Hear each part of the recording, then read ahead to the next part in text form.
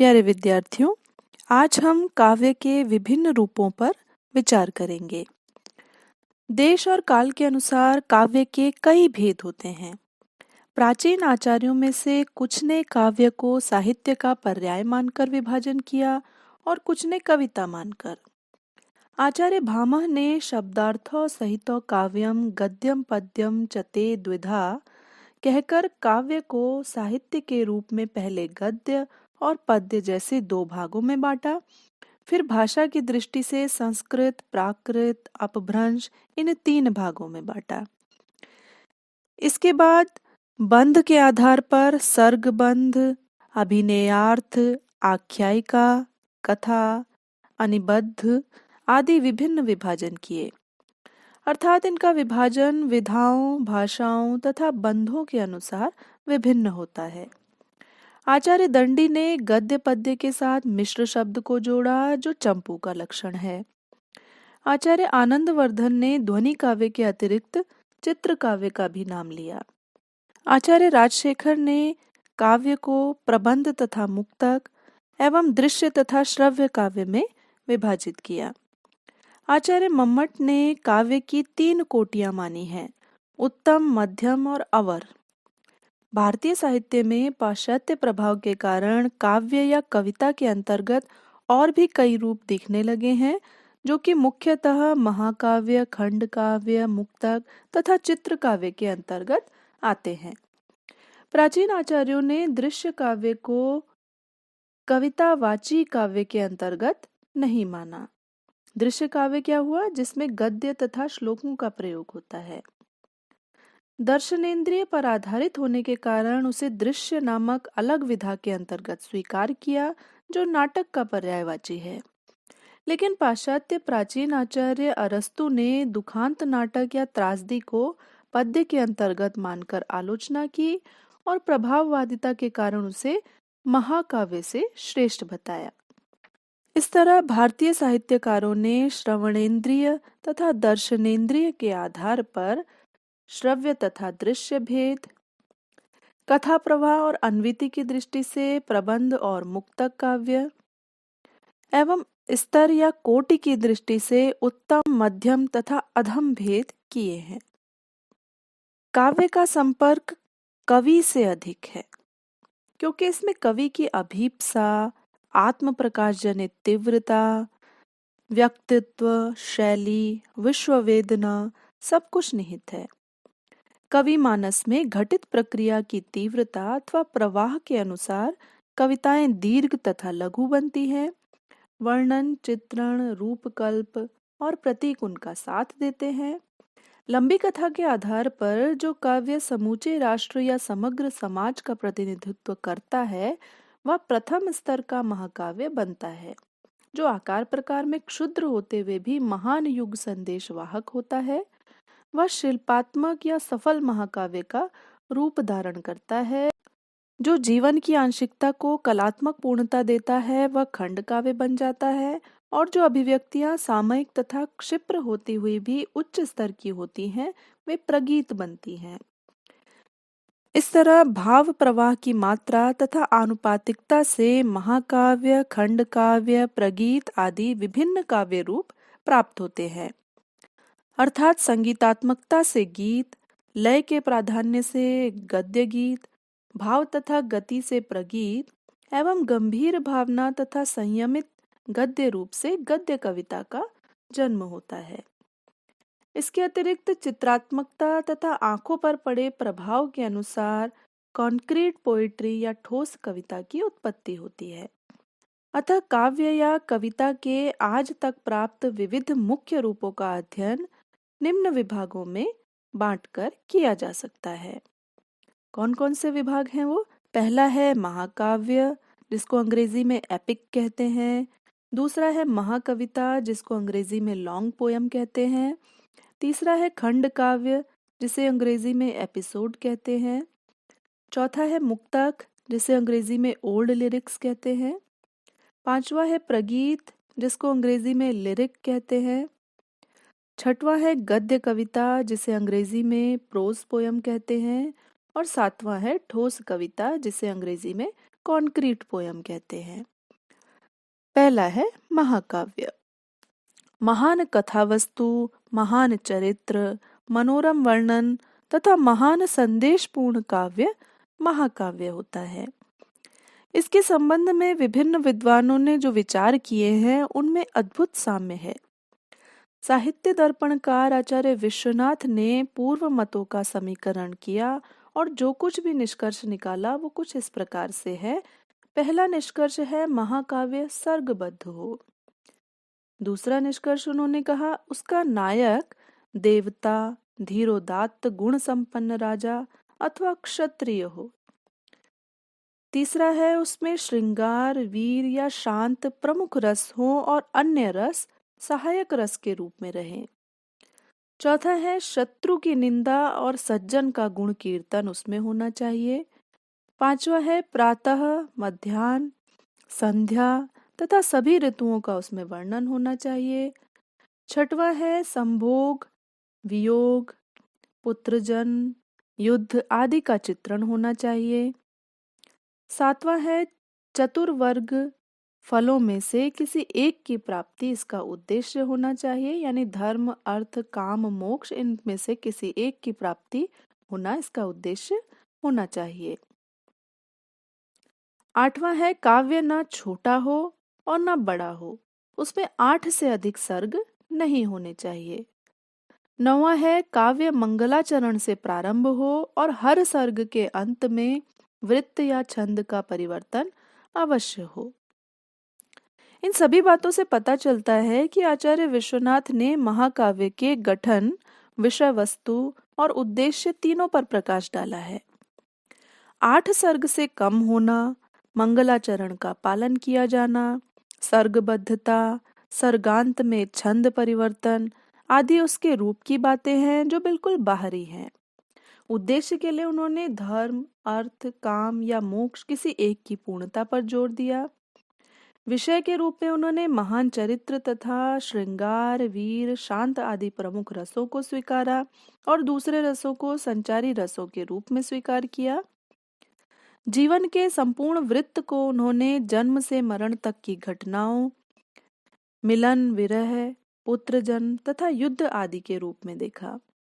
सिर्फ घटनाओं को ही नहीं, वर्णनों को जिनसे कि सौंदर्य तत्व का पूरा संबंध है, उन्होंने महाकाव्य का व्यापक शरीर या अंग माना। संक्षेप में कहा जाए तो महान चरित्र वाले व्यक्ति की कथा वस्तु, संपूर्ण जीवन की घटनाएं, पूरे प्राकृतिक वर्णन, जीवन के मौलिक उद्देश्य या लक्ष्य, मानव की मूल प्रवृत्तियां, मूल भाव या रस सभी को संयुक्त करके भारतीय समीक्षकों ने महाकाव्य के स्वरूप की कल्पना की है। अर्थात जीवन की समग्रता अथवा पूर्णता ही महाकाव्य का लक्ष्य अथवा लक्षण है। महाकाव्य की कसौटी पर महाभारत, रामायण, इलियड, ओडिसी आदि ग्रंथ खरे उतरते हैं। महाकाव्य के संबंध में भारतीय विचारकों के मत के पश्चात कुछ पाश्चात्य विचारकों के विचारों का निष्कर्ष प्रोफेसर मैकनील डिक्सन के अनुसार कुछ इस प्रकार से है। प्रोफेसर मैकनील डिक्सन ने समस्त पाश्चात्य विचारकों के मतों का जो निष्कर्ष निकाला महाकाव्य के संबंध में, वो पहला मत है, महाकाव्यों में किसी ऐसे नायक के जीवन और कार्यों का निरूपण होता है जो किसी जाति अथवा राष्ट्र का प्रतिनिधित्व करता है और जिसकी विजय से उस जाति अथवा राष्ट्र की विजय होती है। दूसरा उनका मत है कि महाकाव्य में कोई महान और महत्वशील क्रिया निबद्ध होती है तथा प्रमुख पात्र महान और गरिमायुक्त होते हैं। तीसरा है समस्त कविता में उत्कर्ष का आभास मिलता है। चौथा है नाटक की अपेक्षा महाकाव्य की कथा वस्तु बिखरी हुई होती है, उसमें एकता और अन्विति सीमित अंशों में दिखती है। पांचवा है महाकाव्य में निबद्ध जीवन खंड जितना ही विस्तृत और समृद्धशाली होता है, उसकी सफलता की संभावना उतनी ही अधिक होती है। छठवा है महाकाव्य में नाटक की तुलना में कल्पना कहीं अधिक अनियंत्रित और क्रियाशील रहती है, अतः वह पाठकों अथवा श्रोताओं को दूरस्थ कल्पनालोक, स्वप्नलोक तथा अपरिचित भूभाग में ले जाता है। सातवां है, महाकाव्य में स्वर्ग नरक आदि का भी वर्णन रहता है। इस प्रकार महाकाव्य में महान जीवन, महान कार्य और महान शैली सूचित होती है। पाश्चात्य विचारकों ने नायक को राष्ट्र का प्रतिनिधित्व करने वाला कहा और जीवन खंड की विस्तृति या व्याप्ति पर जोर दिया। महाकाव्य के दो स्तर होते हैं। प्रथम स्तर का महाकाव्य राष्ट्रीय या सार्वजनीन होता है, जिसका संबंध चेतना के चौथे स्तर से होता है। दूसरे स्तर के महाकाव्य शिल्पपूर्ण या कलात्मक तथा अपेक्षाकृत क्षुद्र होते हैं। कथानक, शैली और प्रवाह की दृष्टि से ये संयत, संक्षिप्त तथा बुद्धि द्वारा शासित या नियंत्रित होते हैं, जो कि देश और काल की व्याप्ति को प्रथम स्तर के महाकाव्य जैसा प्रसारित किए बिना भी मौलिक तथा महान संदेशवाही होते हैं। ऐसे कलात्मक महाकाव्य शैलीगत संयमन, मौलिक तथ्य और कथ्य परिवेशन द्वारा देश और काल की अमर रचनाओं के रूप में स्वीकृत होते हैं। रघुवंश, कुमार संभवम आदि इसके अंतर्गत आते हैं। महाकाव्य के नियमों को तोड़ने वाली कृतियों का भी सृजन साहित्य में होता आया है। ऐसी कृतियों में महाकाव्य का महान संदेश, पृष्ठभूमि तथा शैली के रहते हुए भी अनावश्यक व्याप्ति नहीं होती। इसके द्वारा हमेशा बाहरी नियम तोड़े गए हैं। ये कृतियां महाकाव्य संबंधी अनावश्यक छंद बंद, सर्ग और पात्र संपर्कीय सीमाओं को नकारते हुए सदैव प्रगतिशील, मौलिक तथा केंद्रिक तत्वों से युक्त रहती है। प्रसाद जी की कामायनी इसका उदाहरण है। रामचरितमानस तथा कामायनी को देखने से ज्ञात होता है कि सर्ग विधान तथा महाकाव्यगत व्याप्ति के बिना माने भी महाकाव्य लिखे जा सकते हैं, लेकिन रामचरितमानस जनता के हृदय को छूने वाली प्रथम स्तर की रचना है और कामायनी महान संदेशवाही तथा कल्पनात्मक होती हुई भी द्वितीय श्रेणी की रचना है। अतः महाकाव्य के दो स्तर अत्यंत स्पष्ट हैं। फिर भी रामायण तथा महाभारत जैसे प्रथम स्तर के महाकाव्यों की अपेक्षा रघुवंश का शिल्प तथा सौंदर्य एवं कुमार संभवम का यथार्थ और आदर्श संबंधी समन्वय भी कम महत्वपूर्ण नहीं है। रचना विधान की दृष्टि से प्रथुलकाय मुक्त महाकाव्यों से वे कहीं अधिक सुंदर होती हैं। अतः शैल्पिक महाकाव्यों का स्थान मुक्त रूप से लिखे गए महाकाव्यों से निम्न स्तर का नहीं होता, बल्कि अधिक श्रृंखलित तथा कलापूर्ण होता है। परंतु जो काव्य उपर्युक्त दोनों कोटियों में नहीं आते, प्रथुल शरीर मात्र लिए रहते हैं, वे सिर्फ पाठ्य काव्य माने जा सकते हैं, जिनका स्थान किसी कलापूर्ण खंड काव्य से भी निकृष्टतर होता है। संक्षेप में महाकाव्य के संदर्भ में यह कहा जा सकता है कि जनता के हृदय को जो काव्य अधिक से अधिक मात्रा में छू सके, वही असली महाकाव्य है, और अल्पसंख्यक ज्ञानियों तथा बुद्धिजीवियों के मन को स्पर्श करने वाला काव्य द्वितीय स्तर का महाकाव्य है। प्रथम स्तर के महाकाव्य की भाषा, भावनाएं और घटनाएं साधारण होते हुए भी असाधारण होती है, और दूसरे प्रकार के महाकाव्य की घटनाएं तथा संदेश महान होते हुए भी सर्वसाधारण के नहीं हो पाते।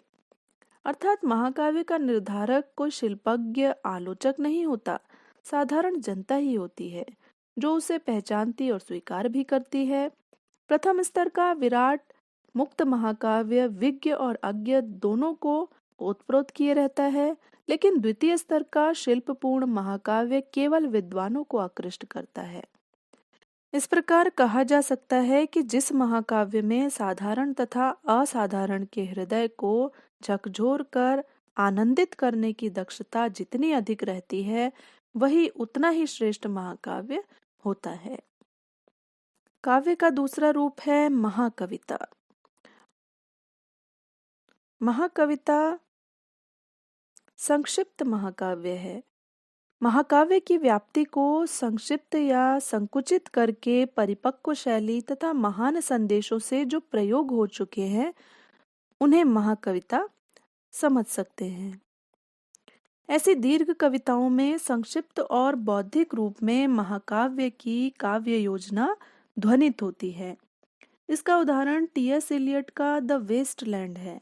इसमें नृतत्व तथा पौराणिक कथा वस्तु के आधार पर प्रतीकों तथा उदाहरणों से जो कलापूर्ण दीर्घ कविता लिखी गई, वह संदेश तथा शिल्प निपुणता की दृष्टियों से किसी महाकाव्य से वे कम नहीं है।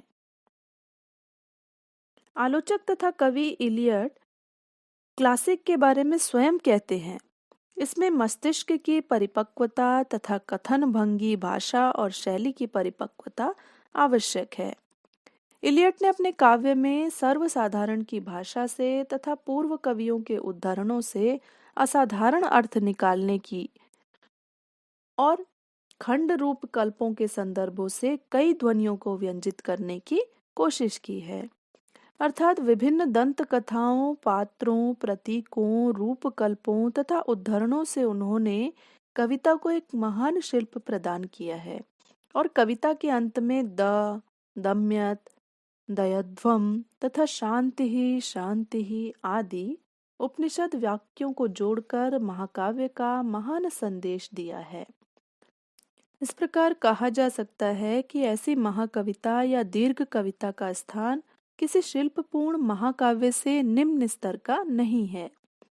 महाकविता में महाकाव्य की पूर्णता संक्षिप्त रूप में पाई जाती है, जो हार्दिक नहीं बल्कि बौद्धिक तथा अत्यंत कलात्मक होती है।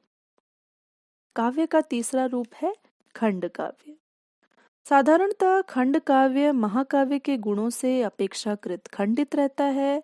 कथा वस्तु, पात्र, चरित्र चित्रण तथा व्याप्ति की दृष्टि से ये संक्षिप्त तथा क्षुद्र होता है।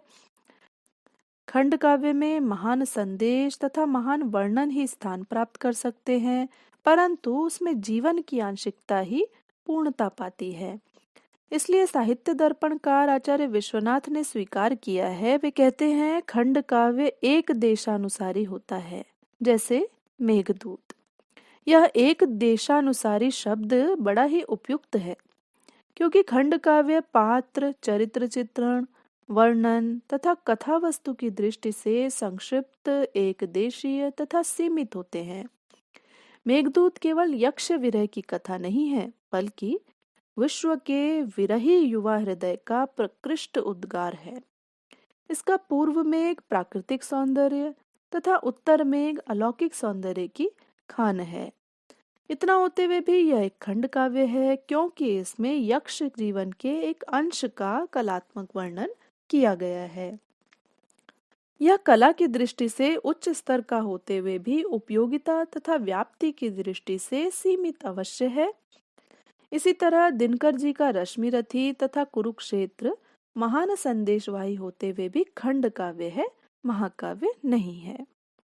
सफल खंड काव्य के लेखक को महाकाव्य के लेखक से निम्न स्तर का नहीं माना जाना चाहिए, क्योंकि ऋतु संहार और मेघदूत का कवि जब अनंत सौंदर्य का पुजारी बना तो ऐसे अमर खंड काव्यों की सृष्टि कर सका। जब वह भारतीय जीवन दर्शन की ओर मुड़ा, तब शकुंतला और कुमार संभवम लिख सका। इससे ज्ञात होता है कि कवि की संवेदनशीलता तथा शिल्प से खंड काव्य की दक्षता तथा स्थायित्व का संबंध रहता है। एक महाकवि महाकाव्य लिख सकता है और खंड काव्य भी, लेकिन खंड काव्य किसी एक भाव की परिपक्वता तथा वर्णन की पूर्णता के कारण साहित्य जगत में अपना स्थान सुरक्षित रखता है।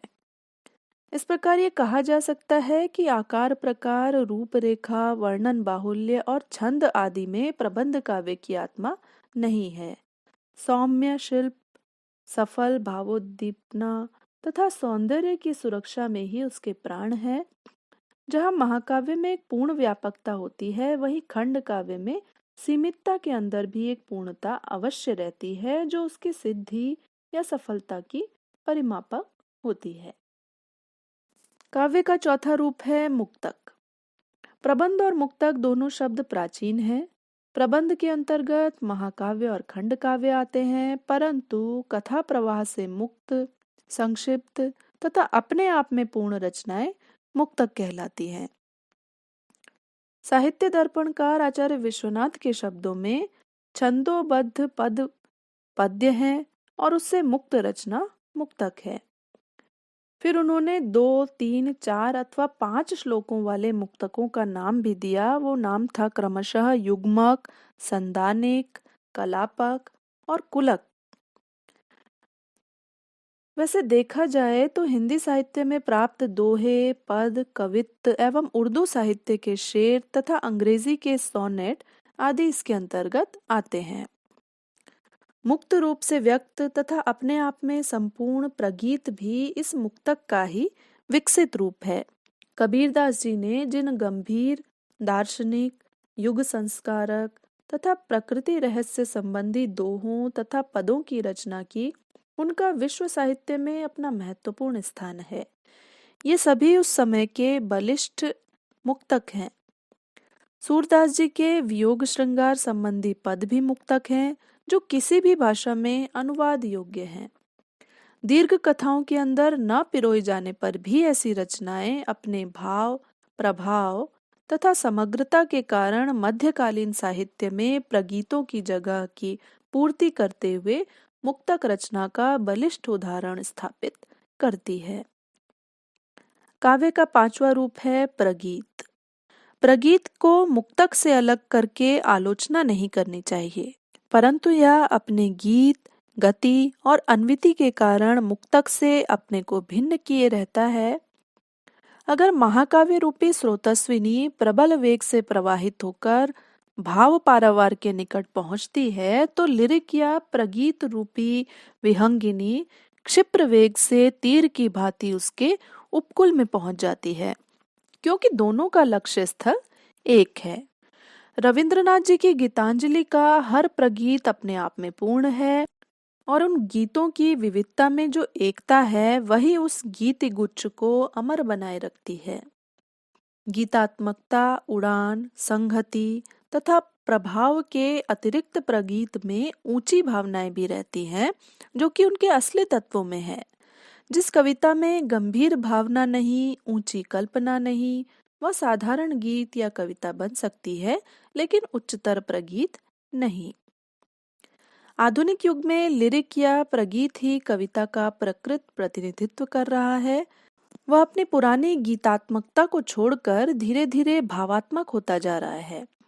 एकोन्मुखता को छोड़कर प्रभाव वैविध्य की ओर तथा कल्पना को छोड़कर अनुभूति की तीव्रता की ओर बढ़ रहा है। आज प्रगीत प्रकृष्ट गीत ही न होकर प्रकृत कविता का प्रतिनिधित्व करता है। कवि जीवन के श्रेष्ठ मुहूर्तों की श्रेष्ठतम अभिव्यक्ति बन रहा है। प्रगीत में केवल गंभीर अमर दार्शनिक भावनाएं ही नहीं होती, बल्कि जीवन तथा जीवन दर्शन का मणिकांचन संयोग भी होता है। आज प्रगीत केवल सोनेट या चतुर्दश पदी, ओड या संबोध गीति, एलिजी या शोक गीत में न बंधकर दीर्घ कविताओं तथा लघु कविताओं में बदल चुका है। अर्थात आधुनिक कविता के अधिकांश रूप लिरिक या प्रगीत के विकसित रूप मात्र हैं। आज प्रगीत में हीगेल के उनका कथन है, लिरिक का कवि बाह्य तत्वों को अपने में समेट कर उन्हें आत्म तत्व से अभिभूत कराता है और तत्पश्चात काव्य रचना करता है। इस हीगेल के कथन की पूरी रक्षा होती है, परंतु पालग्रेव द्वारा दी गई परिभाषा, पालग्रेव की परिभाषा है, लिरिक की रचना किसी एक ही विचार, भावना अथवा परिस्थिति से संबंधित होती है और उसकी रचना शैली संक्षिप्त तथा भाव रंजित होती है। तदनुसार उसकी प्रगति क्षिप्र गति से होती है। इसकी पूरी रक्षा प्रगीत में नहीं हो पाती है। आज प्रगीत के गीति तत्व एकोन्मुखता, कल्पना की उड़ान के पंख कट गए हैं। कल्पना से वह आज वास्तविकता की ओर, एकोन्मुखता तथा अन्विति से व्यापक तथा बिखराव की ओर और गीति तथा गति से आंतरिक लय की ओर बढ़कर मुक्त हृदय की मुक्तता को प्रकाशित करने लगा है। अतः आज की कविता के क्षेत्र में जितने प्रयोग दिखने लगे हैं, वे प्रगीतों के ही विकसित रूप हैं, जो मानवीय भाव को मुक्त से अति मुक्त करने के लिए उत्सुक हैं। काव्य का छठवां रूप है गद्य कविता। गद्य गीत या मुक्त छंदी कविता तथा गद्य कविता प्रगीत के ही विकसित रूप है। प्रगीत की तुकबंदी को तोड़कर लयात्मक व्यवस्था की रक्षा करते हुए जो मुक्त कविता लिखी जाती है वह गद्य गीत है। और प्रगीत के भाव को जब प्रवाहात्मक गद्य में रूपायित किया जाता है तब गद्य कविता का जन्म होता है। अर्थात प्रगीत की सी अनुभूति, अन्विति तथा तीव्रता गद्य कविता में भी लक्षित होती है। यह असंभव नहीं है कि प्रगीत के भाव को गीतों में, मुक्त छंदों में, लचीले गद्य में अथवा कोरे गद्य में प्रकाशित किया जाए। इस प्रकार कहा जा सकता है कि लचीले गद्य में व्यक्त भावपूर्ण कविता गद्य कविता है।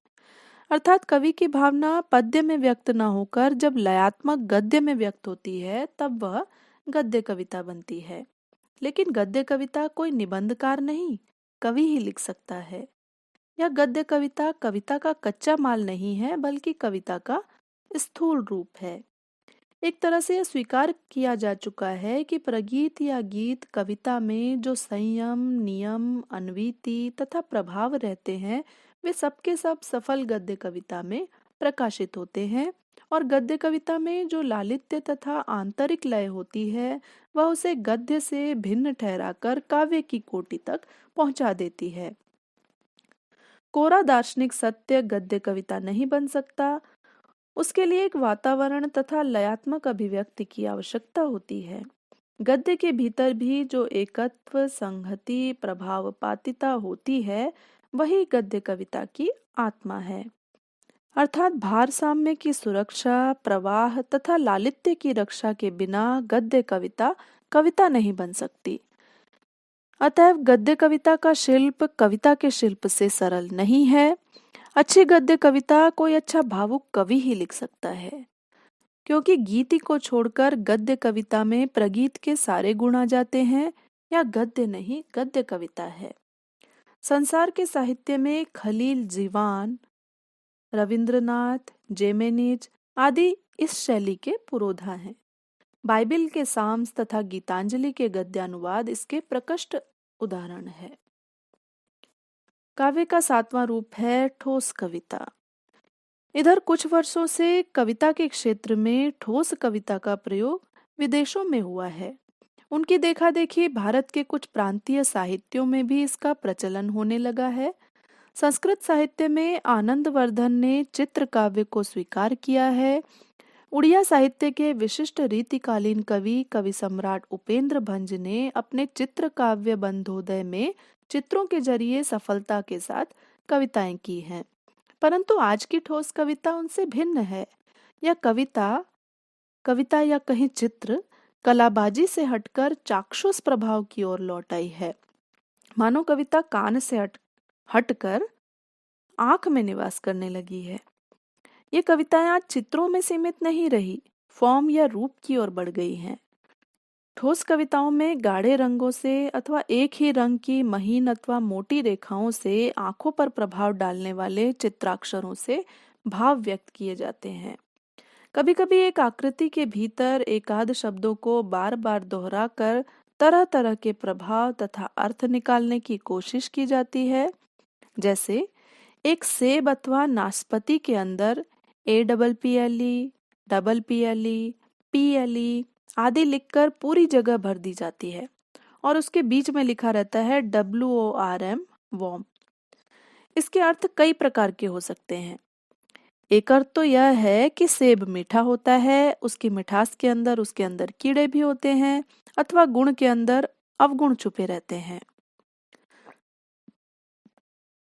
दूसरा अर्थ यह है कि बाहर जो मीठा लगे वह खतरनाक है अथवा शरीर के लिए नुकसान पहुंचाने वाला है इत्यादि। कभी कभी एक सीमित वर्ग क्षेत्र के अंदर एकाध शब्दों को इतना तोड़ मरोड़ कर दोहराया जाता है कि उससे कई शब्द निकलते हैं। ये सारी कलाबाजी कविता की अपेक्षा प्रयत्नशीलता के खेल जान पड़ते हैं। परंतु संसार में इसके कई प्रयोक्ता हैं जिनके कई संकलन भी निकल चुके हैं। अतः ज्ञात होता है कि ठोस कविता कर्ण से चक्षु की ओर तथा शब्द से चित्र की ओर कविता को खींच लाने में प्रयत्नशील है। इसके संबंध में स्टीफन बॉन ने अपनी भूमिका में लिखा है कि यह एक व्यापक अभिव्यक्ति के रूप में प्रचारित होती है।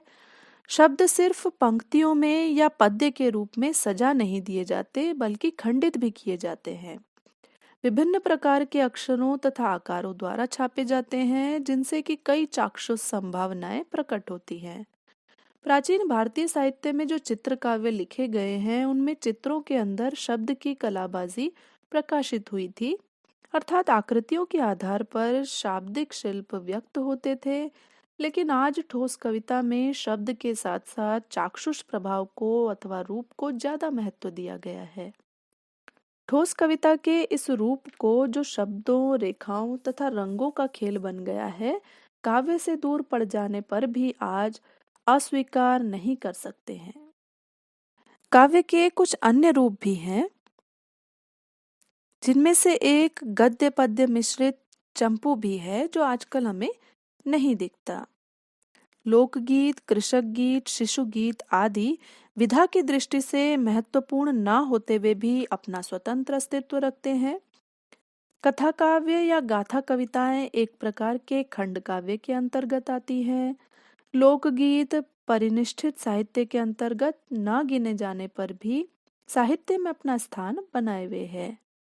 स्वच्छंद लोक जीवन की स्वाभाविक अभिव्यक्ति आवश्यक तथा अनावश्यक तुकांत शब्दों से जिन लोक गीतों की रचना करती है, उनके शब्द वस्तुतः निरर्थक नहीं होते हैं।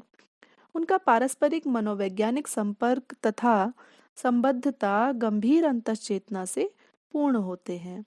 अतः विधा की दृष्टि से अथवा रूप की दृष्टि से गीत कविता के अंतर्गत होने पर भी इसका समाज मनोवैज्ञानिक मूल्य है। आदिम निवासियों के लोकगीतों में ऐसे ऐसे प्रतीक पाए जाते हैं कि आज की नई कविता भी उनके सामने निष्प्रभावी जान पड़ती है। लोक गाथाएं लंबे प्रसंगपूर्ण लोकगीत आर्किटाइप रूपकल्प तथा वर्णनों से भरपूर रहती हैं। परिनिष्ठित कविता में जो शब्द चयन की पाबंदी रहती है, लोकगीत उनसे मुक्त रहते हैं। आसपास के पेड़ पौधों, तालाबों तथा घरेलू उपकरणों के संकेतों से लोकगीत सामाजिक मन के गंभीर भावों को व्यक्त करते हैं। आत्माभिव्यक्ति का ऐसा मुक्त रूप अन्यत्र मिलना कठिन है। यह तो केवल लोकगीतों में ही प्राप्त होता है। इस तरह काव्य या कविता के बहुत से रूप गद्य तथा पद्य में दिखाई देते हैं। कुछ में उभय का मिश्रण और कुछ में चित्र और भाषा का सम्मिलित रूप भी दिखाई देता है। काव्य के रूप खासकर मानवीय अनुभूति तथा अभिव्यक्ति की तीव्रता पर निर्भर करते हैं और प्रायोगिक तथा परिनिष्ठित रूप लेकर सर्वदा अग्रसर होते हैं।